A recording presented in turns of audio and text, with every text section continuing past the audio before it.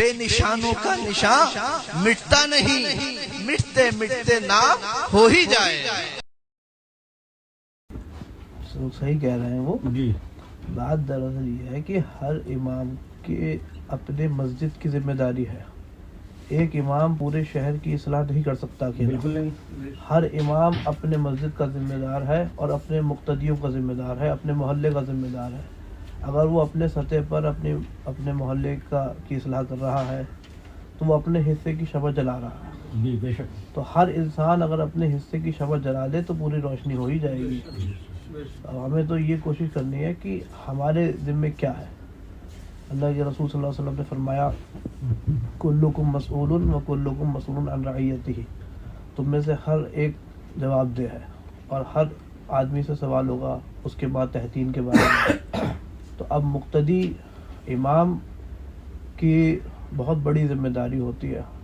ایک امام کی ذمہ داری جیسا کہ مولانا صاحب نے بھی بتایا صرف یہی نہیں ہے کہ وہ نماز پنجگانہ پڑھا دے، امامت کرے، نماز پڑھا کے چلا جائے، بلکہ میں سمجھتا ہوں کہ امام اپنے مقتدیوں کے لیے مقتدا کی حیثیت رکھتا ہے، اور یہ اقتدا صرف نماز میں ہی نہیں کہ صرف نماز میں ہی اقتدا ہو، بلکہ خارج نماز بھی امام مقتدا ہی ہے۔ اور جیسی عوام ہوتی ہے، جیسا امام ہوتا ہے ویسی عوام ہوتی ہے۔ آپ دیکھیں کہ پورے محلے کی جو عوام ہوتی ہے وہ مسجد سے وابستہ ہوتی ہے، اور مسجد امام کے حوالے ہوتی ہے۔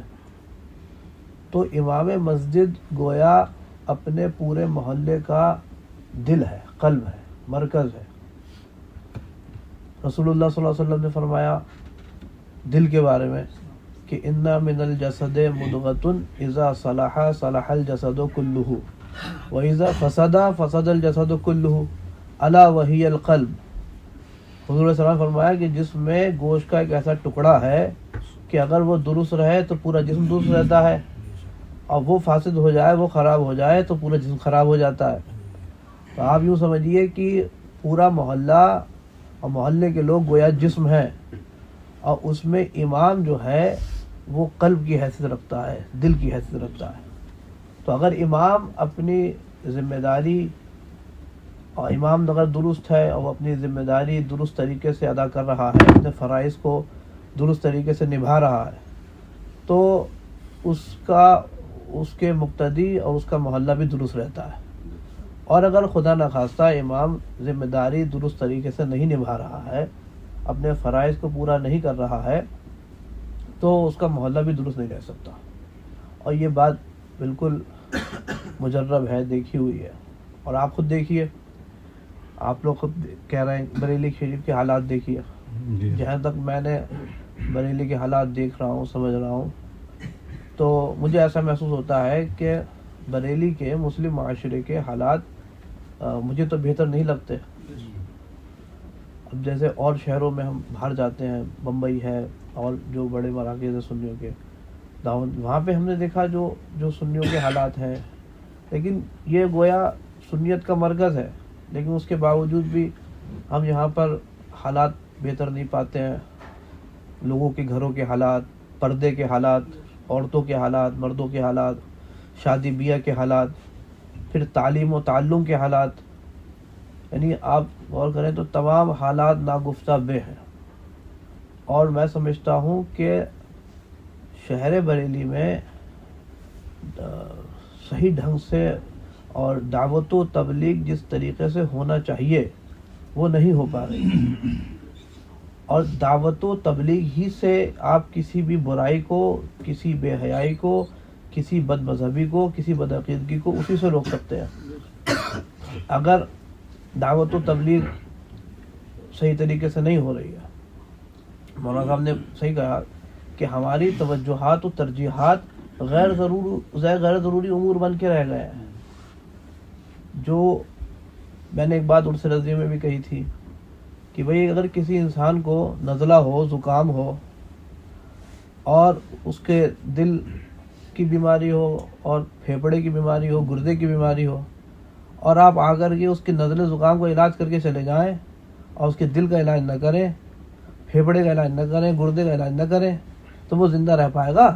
ارے بھائی نزلے زکام کے ساتھ تو زندہ رہ سکتا ہے نا، لیکن اگر ہارٹ فیل ہو گیا، گردہ فیل ہو گیا، کڈنی فیل ہو گئی تو زندہ رہنا ہی مشکل ہے۔ تو جہاں انسان کو ضرورت ہے کہ اس کے دل کا علاج کیا جائے، اس کے گردے کا علاج کیا جائے، کڈنی کا علاج کیا جائے، تو اب یہ ہمارے یہاں کیا ہو رہا ہے کہ بھائی صرف جو ہے نزلہ زکام کا علاج کر کے چلے گئے۔ اب آپ دیکھیے شہر بریلی میں وہابیت پھیل رہی ہے، اس میں کوئی دو رائے نہیں ہے۔ بہت سی مساجدیں وہابیوں کی، بد مذہبوں کی قائم ہو گئی ہیں، وہ جماعتیں لا رہے ہیں، تبلیغی سرگرمیاں ہیں، اور پھر حیرت کی بات یہ ہے کہ بہت سے مسلمان ان کی طرف راغب بھی ہو رہے ہیں۔ تو اب ظاہر سی بات ہے کہیں نہ کہیں کوئی نہ کوئی کمی تو ہے، کوئی نہ کوئی غلطی تو ہم کر رہے ہیں، جس کی وجہ سے اتنا بڑا مرکز، سنیوں کا مرکز ہونے کے باوجود گویا چراغ تلے اندھیرا دکھ رہا ہے۔ اور اللہ نہ کرے، خدا نہ کرے کہ یہ مثال ہمارے شہر بریلی شریف پر صادق آئے، یہاں چراغ تلے اندھیرا ہو۔ تو اسی لیے میں عوام کو، غیر پڑھے لکھے جاہلوں کو توجہ دینے کی، ہم تو علماء کو توجہ دیتے ہیں اور ائمہ کو توجہ دیتے ہیں، کیونکہ ہمارے حساب سے اور ہماری نگاہ میں امام کی بہت بڑی ذمہ داری ہے، اور یہی امام، بھائی کوئی بھی مسئلہ ہوتا ہے جیسے موسم نے کہا، تو وہ چل کے ہمارے پاس نہیں آئیں گے، وہ تو چھوٹے سے چھوٹا مسئلہ، بڑے سے بڑا مسئلہ اپنے امام سے پوچھیں گے۔ اور اگر امام لائق فائق ہے، امام قابل ہے، امام عالم ہے، امام فاضل ہے، امام مطالعہ کرتا ہے، تو اگر لائق فائق قابل امام ہی مسجدوں میں ہوں گے تبھی تو وہ رہنمائی کر پائیں گے، تبھی تو وہ قوم کی اصلاح کر پائیں گے۔ جب امام قابل نہیں ہوں گے، مولانا صاحب امام لائق فائق نہیں ہوں گے، یا اپنی ذمہ داریوں کو ڈھنگ سے نبھانے والے نہیں ہوں گے، تو وہ اصلاح کر ہی نہیں سکتے، معاشرے میں اصلاح ہو ہی نہیں سکتی۔ یا پھر ان کا مقصد صرف یہ ہوگا کہ بھائی بس جیسے جیسے امامت ہو جائے، اپنا چل جائے۔ تو میرے حساب سے امام حضرات کی بہت بڑی ذمہ داری۔ اور پھر یہ آپ دیکھیں جمعے کا دن اتنا عظیم دن ہے، اس جمعے کے دن کا ہی اگر امام ہمارے صحیح سے اس کا کم حق اس سے فائدہ اٹھائیں، اور اس دن ہفتے کی مناسبت سے، دن کی مناسبت سے پوری تیاری کے ساتھ وہ خطاب کریں، وعظ و نصیحت کریں، تو ان کے بیانات کے اثرات ان کے مقتدیوں پر پورے ہفتے قائم رہتے ہیں، اور وہ اگر اثرات مٹنے لگیں گے یا مٹنے والے ہوتے ہیں تو فوراً دوسرا جمعہ آ جاتا ہے اور پھر نیا خطاب ان اثرات کو پھر تر و تازہ کر دیتا ہے۔ تو ممکن نہیں ہے کہ اگر ہر امام اپنے اپنے حصے کی شمع جلائیں تو ممکن نہیں ہے کہ برائیاں، بے حیائیاں اور وہابیت، دیوبندیت یہاں پھیل سکے۔ اور پھر ہم یہ بھی کہیں گے ایک بات کہ ائمہ کو کیا تمام مسلمانوں کو ہی متحد ہو کے رہنا چاہیے، لیکن ائمہ کی ذمہ داری ان سے اور بڑھ کر کے ہے، کیونکہ وہ دین کے رہنما ہیں، مقتدا ہیں۔ آپس میں اتحاد و اتفاق سے قائم رہنا چاہیے، اور جو کام اتحاد، اتفاق اور جماعت سے ہو سکتا ہے وہ کام ہرگز افتراق، اختلاف اور انفرادی طور پر ہو ہی نہیں سکتا۔ دیکھیے اللہ تعالیٰ نے فرمایا وَاذْكُرُوا نِعْمَةَ اللَّهِ عَلَيْكُمْ إِذْ كُنْتُمْ أَعْدَاءً فَأَلَّفَ بَيْنَ قُلُوبِكُمْ فَأَصْبَحْتُمْ بِنِعْمَتِهِ إِخْوَانًا وَاعْتَصِمُوا بِحَبْلِ اللَّهِ جَمِيعًا وَلَا تَفَرَّقُوا۔ اور یاد کرو اپنے اوپر اللہ کی نعمت کہ جب تم آپس میں ایک دوسرے کے دشمن تھے تو اللہ تعالیٰ نے تمہارے درمیان محبت پیدا فرما دی، اور تم اس کے کرم سے، اس کے احسان سے آپس میں بھائی بھائی ہو گئے۔ اور اللہ فرماتا ہے کہ اور اللہ کی رسی مضبوطی سے تھام لو سب مل کر، اور آپس میں پھٹ مت جانا، آپس میں تفرقہ مت ہو جانا۔ تو اس آیت کریمہ سے پتہ چلا، یہ تو امر کا صیغہ ہے کہ آپس میں سنی مسلمانوں کا متحد رہنا فرض ہے۔ یعنی میں اس کو یہ کہتا ہوں کہ اگر کوئی اس کی فرضیت کا منکر ہو جائے تو وہ کافر ہو جائے گا، کیونکہ اس کی فرضیت قطعی الثبوت و قطعی الدلالہ ہے۔ اور اس طرح کی درجنوں آیتیں ہیں جس میں اللہ تعالیٰ نے اپنے سنی مسلمانوں کو، اور مسلمان ہم اسی کو مانتے ہیں جو سنی ہوتا ہے، صحیح عقیدہ ہوتا ہے. ان اللہ، کیا آیت ہے؟ ان اللہ یحب الذین یقاتلون فی سبیلہ صفا کانہم بنیان مرصوص، کی ایک سیسا پلائی ہوئی دیوار کی طرح. تو اب جیسے توصیف بھائی نے یہ سلسلہ شروع کیا، ائمہ اہل سنت کو جوڑا، تو یہ بہت اچھا سلسلہ ہے. اس کی میں ان کی شاہد کرتا ہوں، ان کو مبارکبادی بھی دیتا ہوں، اور یہ ان کا خلوص ہے کہ انہوں نے اتنے سارے ائمہ کو جوڑا. اور میں آپ سے یہ بھی کہوں گا کہ آپس میں اتحاد قائم رکھنے کے لیے اپنے درمیان جو آپ داعیہ قائم کریں، اتحاد قائم رکھنے کا، وہ مقصد چھوٹا نہیں ہونا چاہیے. صرف کسی چھوٹے مقصد کے تحت اگر ائمہ آپس میں متحد ہوں گے تو کبھی کام نہیں ہو سکتا. صرف نکاح کے وجہ سے یا نکاح پڑھانے کے لیے اگر ائمہ متحد ہوں گے تو یہ کوئی کام نہیں ہو سکتا. آپ کا مقصد بڑا ہونا چاہیے. آپ کا مقصد یہ ہونا چاہیے کہ ہمیں اپنی اور اپنے معاشرے کی اصلاح کرنی ہے، ہمیں اپنا حق ادا کرنا ہے. ہاں یہ ٹھیک ہے، یہ بھی نکاح، یہ بھی اتحاد کرنے کا جو مقصد ہے، اس میں بھی اصلاح کا پہلو ہی پوشیدہ ہے. جیسا کہ مولانا یہ توصیف بھائی نے بتایا کہ جو معاشرے میں اور جو شادیوں میں جو ڈی جے ہوتے ہیں، گانے والے بجتے ہیں، تو اس میں جو آپ لوگوں نے آپس میں معاہدہ کیا ہے بہت اچھی بات ہے. معاہدہ قائم رکھیے. اوفو بالعہد ان العہد کان مسئولا، کہ اپنے عہد کو پورا کرو، اور بے شک عہد کے متعلق سوال ہوگا. لیکن بڑا مقصد ہمارا یہی ہونا چاہیے کہ ہمیں اصلاح کرنی ہے، اصلاح معاشرہ کرنی ہے، اور جو ہمارے ذمے جو کام ہے وہ ہمیں پورا کرنا ہے. اور پھر میں نے عرض کیا کہ کسی ایک امام کو پورے شہر کی اصلاح نہیں کرنی ہے. ہر انسان کو اپنے علاقے کی، اپنے محلے کی، اپنے مسجد کی اصلاح کرنی ہے. تو اب کوئی یہ کہے بھائی میرے اکیلے کرنے سے کیا ہوگا، آدمی کہے جو مجھے کرنا ہے وہ میں کروں گا. ہر انسان اپنے حصے کی شمع جلائے. شکوہ ظلمت شب سے تو کہیں بہتر تھا، اپنے حصے کی کوئی شمع جلاتے جاتے. تو اس میں اور یوم رضا میں بھی مولانا صاحب نے بتایا اعلیٰ حضرت کا یوم ولادت ہر سال منایا جاتا ہے. اس میں آپ لوگ بھی شریک ہوں، آپ سب کو دعوت پیش کی جاتی ہے. آپ بھی تشریف لائیں، اپنے لوگوں کو بھی لے کے آئیں. تھوڑا سا عرض کر دوں. ہاں، وما علینا الا البلاغ. السلام علیکم. السلام علیکم ورحمۃ اللہ. حضرت کی اتنی گفتگو کے بعد میں اس بات کا برملا اظہار کر رہا ہوں، انشاءاللہ العزیز آنے والے زمانے میں حضرت کا ایک وقار اور ایک عظیم شان ہوگی.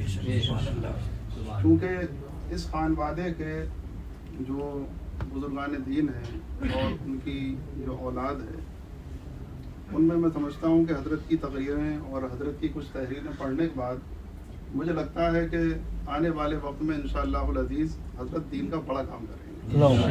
اور کسی کی ایک سوچ اور فکر یہ بھی ہے کہ حضرت نے یہ تنظیم ائمہ اہل سنت اور اس کے علاوہ جو بھی اگر کوئی اچھا کام کرتا ہے تو حضرت اس کی جو ہے وہ سراہنا کرتے ہیں، اس کو اچھا ہی کرتے ہیں، اس کی تعریف بھی کرتے ہیں اور اس میں امداد بھی فرماتے ہیں. اب اس کے ساتھ ساتھ ابھی حضرت نے جیسا کہ ارشاد فرمایا کلکم راع و کلکم مسئول عن رعیتہ، ہر شخص کے اس کے ماتحت کے بارے میں اس سے پوچھا جائے گا.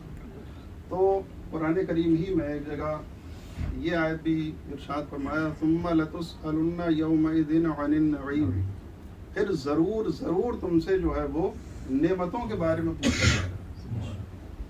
لتسألن فرمایا، لام بھی تاکید کا ہے، نون بھی تاکید کا ہے، یعنی ڈبل تاکید یہاں موجود ہے. تو اگر ائمہ کرام اپنے اوپر عائد ہونے والی ذمہ داریوں کو بحسن و خوبی نبھائیں تو میں سمجھتا ہوں کہ ہمیں بہت زیادہ میٹنگوں کی ضرورت نہیں پڑے گی. جیسا کہ حضرت نے فرمایا نا کہ اس کے لیے بہت سارا وہ چاہیے اور یہ چاہیے، وہ بات ان کی اپنی جگہ ٹھیک ہے. لیکن اگر ہر امام اپنے حلقہ اثر میں ایسا کر لے کہ کس طریقے سے اس کو کام کرنا ہے، اس کے بارے میں اس کا حل وہ خود سوچ لے. بلکہ میں نے کہیں پڑھا ہے کہ آدمی کی مضبوطی کی ایک بنیاد یہ بھی ہے کہ وہ ہر مشکل کا حل اپنے دماغ سے سوچے. اس کے بعد اپنے بزرگوں کے سامنے اس کو رکھیں. تو اگر آپ کے محلے میں اگر اس طریقے کا کچھ ہو رہا ہے، لوگ وہابی ہو رہے ہیں، دیوبندی ہو رہے ہیں، رافضی ہو رہے ہیں، کس طریقے سے اس کو حل کرنا ہے، مینٹین کرنا ہے، یہ آپ کی ذمہ داری ہے. اور ائمہ کرام الحمدللہ جو سنی امام ہیں اور لائق و فائق ہیں اگر وہ، تو ان کے لیے یہ کوئی مشکل کام نہیں. اگر ہر امام اپنے محلے کو اگر سنبھال لے تو پھر کسی چیز کی ضرورت نہیں پڑے گی، ہے نا. تو جہاں جہاں ایسی وارداتیں ہو رہی ہیں، اس کے ساتھ ساتھ آپ نے دیکھا ہوگا کہ ارتداد کا جو مسئلہ ہے بڑی تیزی سے بڑھ رہا ہے. ابھی جوگی نوازے کا کیس سامنے آیا، اس سے پہلے کوئی کیا نام تھا، کوئی زویا خان نام تھا، کیا نام تھا اس کا کچھ آیا سامنے. یہ اس طریقے کی جو وارداتیں ہو رہی ہیں، اس میں مسلم معاشرے کی ہی کمی ہے. اور میں نے غور کیا ہے، اس میں سب سے زیادہ جو چیز مجھے نظر آتی ہے وہ بے پردگی ہے. با پردہ رہ کے عصری تعلیم اگر حاصل کی جا رہی ہے تب تو چلیے کسی قدر غنیمت ہے وہ، لیکن یہ جو مخلوط تعلیم ہے اور بے پردہ ہونے کے ساتھ ساتھ جو تعلیم دی جا رہی ہے، اس کا ہی یہ نتیجہ ہے. اس کے لیے سب سے پہلے جو بنیادی کام ہے ہمارا، جیسا کہ ہم نے ابھی عرض کیا تھا فیضان غریب نواز سوسائٹی کے ذریعے جو ہم لوگ کر رہے ہیں، اس میں یہی ہے کہ بچیوں کو شروع سے ہی جو ہے وہ حیا سکھائی جاتی ہے، ان کو پردہ سکھایا جاتا ہے، اپنے دین کے بارے میں بتایا جاتا ہے. جب تک وہ بچیاں یا وہ بچے بالغ ہوں گے، وہ اپنے دین کے بارے میں، عقائد کے بارے میں مضبوط ہو چکے ہوں گے، پھر ایسے لوگوں کا ارتداد انشاءاللہ العزیز نہیں ہوگا، محفوظ رہیں گے اس سے. تو اگر اس طریقے سے کام کریں گے ہمارے ائمہ کرام، آپس میں اتحاد و اتفاق کر کے، جہاں کسی دوسرے کی ضرورت ہے وہاں اس کو بلائیں. کبھی ایسا ہے کہ 4 عالم دین ہیں اور 4 محلے ہیں، کبھی یہ اس والے محلے میں چلے گئے، وہ اس والے محلے میں آ گئے. اس طریقے سے بھی جو ہے وہ کچھ نئی چیزیں لوگوں کے سامنے آتی ہیں، تو اس کا بہت اچھا اثر ہوتا ہے. اللہ تعالیٰ سب کو توفیق عطا فرمائے، ہمارے مشائخ کرام کو جو ہے وہ عمر خضر عطا فرمائے اور برکتیں عطا فرمائے، اور سے رضوی اور یوم رضا کو اللہ تعالیٰ ہمیشہ. ایک بات جو آپ نے کہی وہ رنگریزان مسجد کے امام صاحب کے بارے میں، تو مجھے اس سے ایک ذہن آیا کہ آپ نے چونکہ گروپ بنا رکھا ہے، تو جو امام آپ لوگوں کے علم میں ہو کہ جو تبلیغ دعوت کا اور اپنے علاقے میں بہت اچھا کام کر رہے ہیں، 5-10 جس کو بھی اپنی لسٹ بنا کر کے ان کی حوصلہ افزائی کے لیے وہاں ایوارڈ، شال کچھ پیش کرنے کا ان کا سلسلہ شروع کروائے. جو امام جیسے، تو اس میں کیا ہے، ترغیب بھی پیدا ہوگی کہ اور امام بھی اس پر راغب ہوں گے کہ ہمیں بھی اپنے علاقوں میں کام کرنا چاہیے. تو حوصلہ افزائی کے لیے جو امام کام کر رہے ہیں علاقوں میں، جیسے آپ لوگوں کا نام لیا، وہاں محترم صاحب ہیں، تو ان جیسے تو وہ ان کا ایسے لگوائے ہر سال جو کام کرتے جائیں، لوگوں کو جو کام کریں ان کی لسٹ بنا کے سفارش پیش کریں، ایوارڈ پیش کریں، عزت سے نوازا جائے ان کو. ہاں ان کو ایوارڈ پیش کرا جائے، کچھ شال بھی کیا تقریر کے حوالے سے. تو اس کا ایک یوٹیوب چینل کیوں نہیں بنوا لیتے؟ پھر آپ نے جیسے ہمارے علماء اپنے اپنے مساجد میں تقریر تو کرتے ہیں نا، تو اگر وہ اچھی تقریر تیار کر کے بہت اچھے مقدمہ اور اختتام کے ساتھ اس کو کر کے ریکارڈ کرے، تو کبھی کسی امام کے نام سے، کبھی کسی امام کے نام سے کسی خاص موضوع پر وہ آپس میں ڈلے، تو ان کو اس سے کام ہوگا، آگے بھی بڑھے گا اور لوگ بھی سن سکتے ہیں. یہ کوئی بڑا مشکل کام بھی نہیں ہے، تقریر تو کرتے ہی ہے، اور اس کی آواز ریکارڈنگ کو وہ تھوڑی ویڈیو تو نہیں، آواز ریکارڈنگ وہ اس میں ڈلے. بہت آسان، بلکہ اس کو آپ بھی نہیں، ہم اپنے سے کروا دیں گے، لیکن اماموں سے جسے کہیں کہ اگر کسی امام نے کسی موضوع پر کسی موقع پر اچھی تقریر کی ہے تو اس کو اچھے آواز اس کی صاف کلیئر ہو، اس کو ریکارڈ کر کے دیجیے، ایک بندہ وہاں رکھیں گے، وہ سارا کچھ اپلوڈ کرتا رہے گا، اور اس سے دوسرے لوگ بھی سن سکتے ہیں. کسی کا جواب دینا ہے، جسے اس نے بد مذہب کا جواب کی بات کی، مولانا صاحب نے ادینے کے جواب پہ کسی وہابی نے، کسی بد مذہب نے کوئی شبہ اٹھایا، یا شہر بریلے میں کوئی واقعہ حادثہ ہوا، تو اس موقع کی مناسبت سے اس نے تیاری کر کے تقریر کی، تو وہ بہت لوگ دلچسپی سنیں گے. اس سے اماموں کے بھی اندر ترغیب آئے گی, دلچسپی پیدا ہوگی کہ بھائی ہماری تقریر بھی لوگ سنتے ہیں, سن رہے ہیں, تو خالی جمعے کی تقریر ہوا میں کی تحلیل ہو جائے. یہ جو آپ جن کا نام لے رہے ہیں طارق مسعود فلاں فلاں, یہ سب جمعے کی تقریر ہی تو کرتے ہیں جو ان کو 150 لوگوں میں, جس کو پھر نیٹ پر لاکھوں لوگ سنتے ہیں. ریکارڈ کر کے ڈال دیا. تو یہ آپ لوگ بھی کر سکتے ہیں یہ بات ہے بھائی. آپ بھی حضرت اپنے درست جو ہے آپ کے وہ بھی ریکارڈ کیجیے. میں نے ان سے کئی بار کہا. اب دیکھیے آج آپ زمانے میں مذہب کا مقابلہ اس طریقے سے کریں گے جو 100-200 سال پہلے طریقہ چلتا تھا, تو آپ بندوق کا مقابلہ تلوار سے کر رہے ہیں. وہ اس کے ہاتھ میں AK-47 ہے اور آپ تلوار لے کے آئے ہیں میدان میں, تو آپ کب تک ٹک پائیں گے اس کے سامنے؟ آپ کو دور جدید کے حالات جو جائز ہے ذرائع ابلاغ اور ان کی چیلنجز کو سمجھ کر کے ہی تو مقابلہ کرنا پڑے گا. مولانا صاحب نے فرمایا کہ مساجد میں دروس ہوتے ہیں. میں اس حوالے سے آپ کو بتاؤں کہ یہ بالکل 2 دونی 4 کی طرح واضح بات ہے.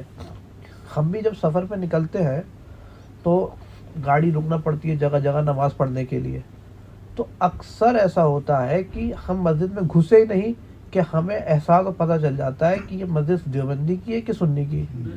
اب آپ کہیں گے کیسے پتہ چل جاتا ہے؟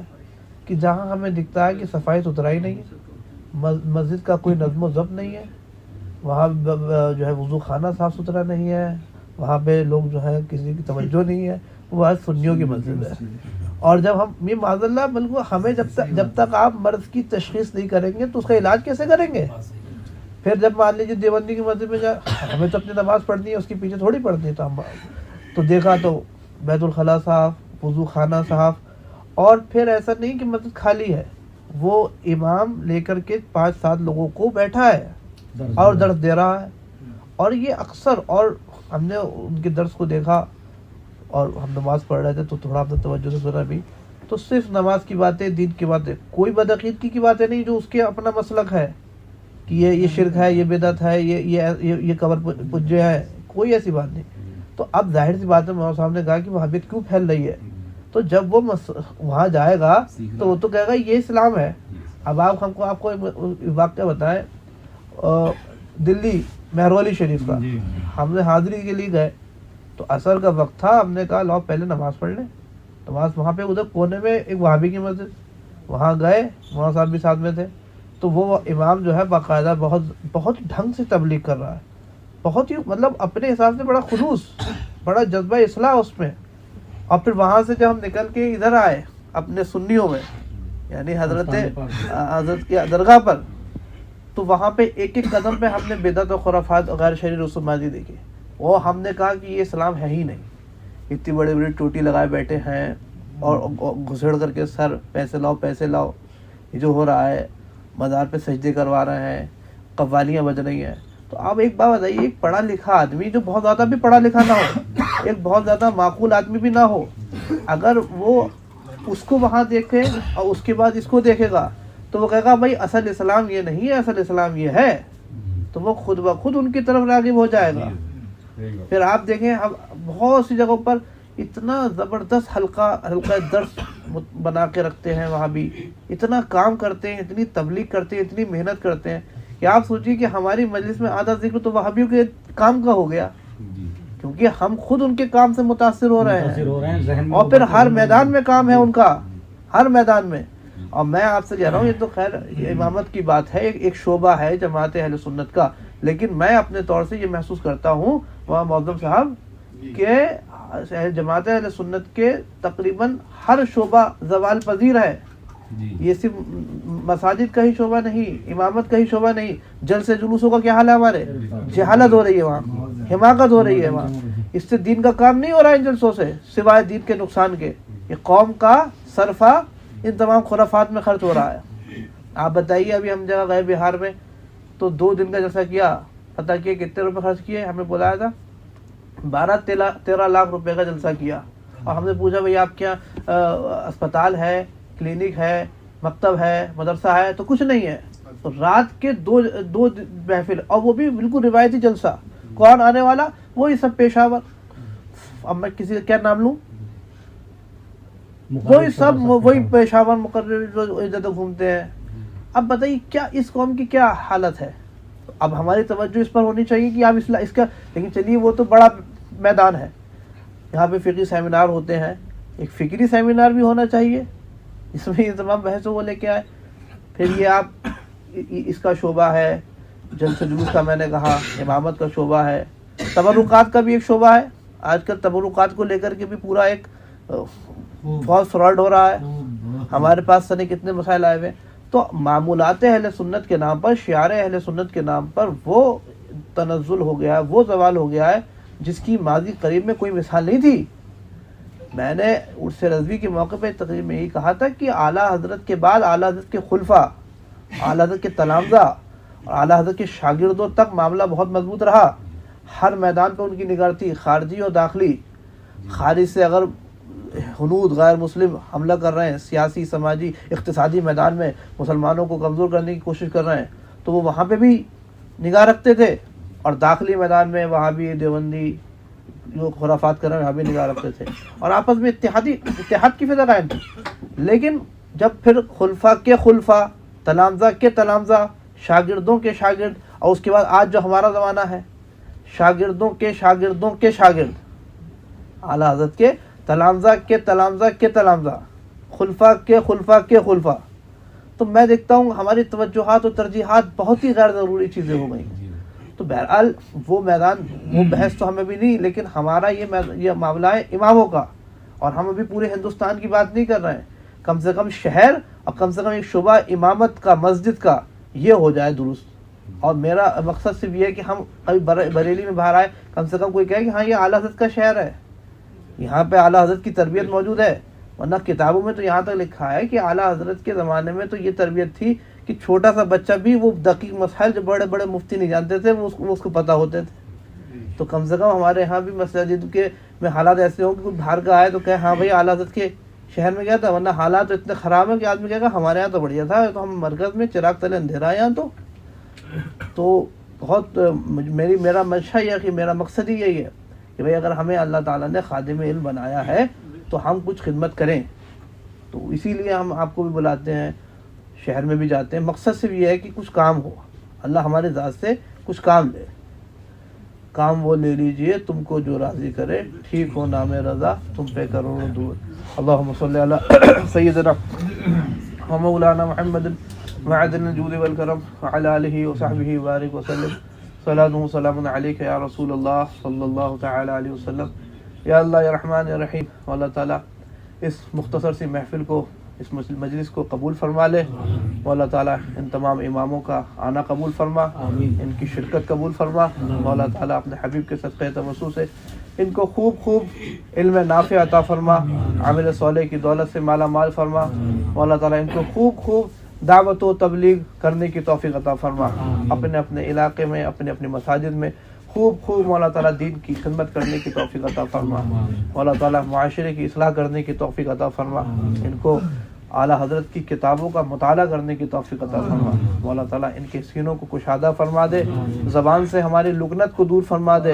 مولا تعالیٰ ہمارے سینوں کو کشادہ فرما دے، مضامین عطا فرما، مواد عطا فرما. مولا تعالیٰ ہمیں عملی زندگی عطا فرما، عالم باعمل بنا، جید عالم دین بنا. سرکار اعلیٰ حضرت مولا تعالیٰ اپنے ان مستجاب الدعوات بندوں کے وسیلے سے، سرکار اعلیٰ حضرت کے وسیلے سے ان کے علم کا صدقہ عطا فرما. سرکار مفتی اعظم ہند کے تقوی کا صدقہ عطا فرما. مولا تعالیٰ اپنے حبیب کے صدقے تو جو باتیں یہاں پہ علماء کرام نے کہیں، مولانا طلحہ صاحب نے، مولانا معظم صاحب نے، توصیف بھائی نے، مولانا شاہد صاحب نے، مولا تعالیٰ اس کو عملی جامہ پہنانے کی ہمیں توفیق عطا فرما. مولا تعالیٰ ان اماموں کو خوب خدمت کی توفیق عطا فرما. اور دیگر جو ائمہ ہیں جو یہاں نہیں آ سکے ہیں، مولا تعالیٰ ان کو بھی مولا تعالیٰ مربوط رکھنے کی توفیق عطا فرما، ان کو بھی کام کرنے کی توفیق عطا فرما. اور لیبلغ الشاہد الغائب، جو شاہد ہے، جو موجود ہے، وہ غائب کو خبر پہنچا دے. مولا تعالیٰ ان سب میں اتفاق پیدا فرما. اور جس نیک مقصد کے تحت ان کو جوڑا گیا ہے، ان کی تنظیم کی گئی ہے، مولا تعالیٰ اس نیک مقصد میں ہمیں انہیں کامیابی عطا فرما. مولا تعالیٰ خیر فرما، کرم فرما، ان کی پریشانی کو دور فرما، اور بالخصوص اماموں کی معاشی تنگی کو دور فرما. مولا تعالیٰ اپنے حبیب کے صدقہ توسل سے کوئی ایسا ذریعہ عطا فرما کہ مولا تعالیٰ ان کی تنخواہیں بیش سے بیش ہو سکیں، ان کی تمام پریشانی دور ہو سکیں، اور یہ فارغ البال ہو کر کے دین کی خدمت انجام دے سکیں۔ مولا تعالیٰ کرم فرما دے، رحم فرما دے، اور ان کے دلوں میں جو نیک تمنا ہے، آرزو ہیں اور دعائیں ہیں، اعلیٰ حضرت کے وسیلے سے مولا تعالیٰ کو قبول فرما دے۔ یا ربی بالمصطفیٰ بلغ مقاصدنا واغفر لنا ما مضى يا واسع الكرم يا أكرم الخلق ما لمن ألوذ به سواك عند حلول حادث الأمم أعوذ بالله من الشيطان الرجيم بسم الله الرحمن الرحيم إن الله وملائكته يصلون على النبي يا أيها الذين آمنوا صلوا عليه وسلموا تسليما اللهم صل على سيدنا ومولانا محمد معدن الجود والكرم وعلى آله وصحبه وبارك وسلم أعوذ بالله من الشيطان الرجيم ألا إن أولياء الله لا خوف عليهم ولا هم يحزنون الذين آمنوا وكانوا يتقون سبحان ربك رب العزة عما يصفون وسلام على المرسلين والحمد لله رب العالمين بحق لا إله إلا الله محمد رسول الله